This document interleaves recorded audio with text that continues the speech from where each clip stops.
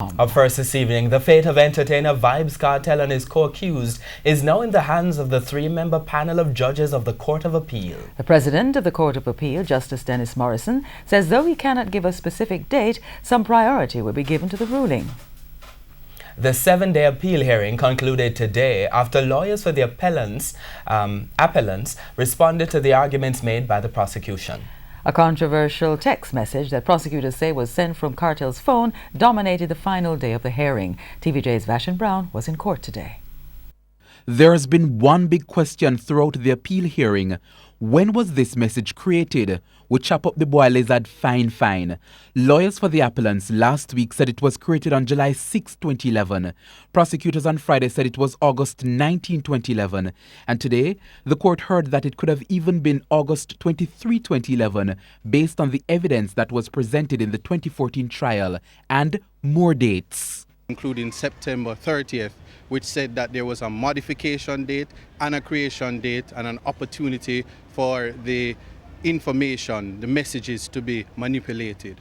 With so many different dates of the possible creation of what the lawyers called this most material evidence, they argued that this text should not have been put to the jury. Prosecutors last week sought to make a distinction between a file and messages within a file.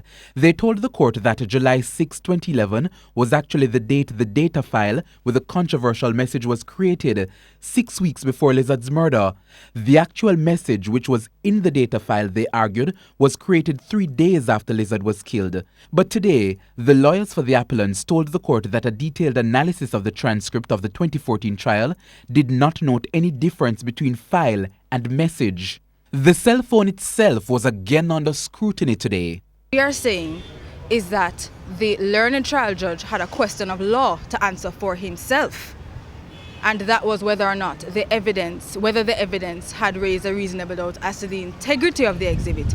The trial judge in his summation said it has been admitted that the integrity of the phone was compromised. That is what was relied on in my submissions to say that that was a finding by the learned trial judge, that the integrity of the exhibit itself had been compromised. And based on that, the exhibit ought not to have been given to the jury.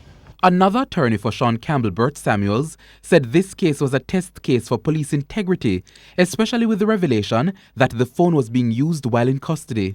Are texts that were sent on the phone which were not analyzed. The jury did not hear all the texts that came on those phones.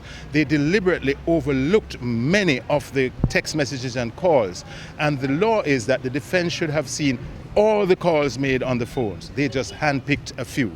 That's suspicion as to what was not chosen, because the police officer said it was the investigating officer who told him what to look at. That's not how the law is. In the meantime, President of the Court of Appeal, Justice Dennis Morrison, said that the panel has decided to reserve its decision.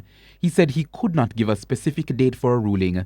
Justice Morrison said there are over 6,000 pages of transcripts and a large number of submissions. Kartel, Kahira Jones, Sean Campbell and Andre St. John were convicted for the 2011 murder of Clive Lizard Williams. They are seeking to have their murder conviction quashed.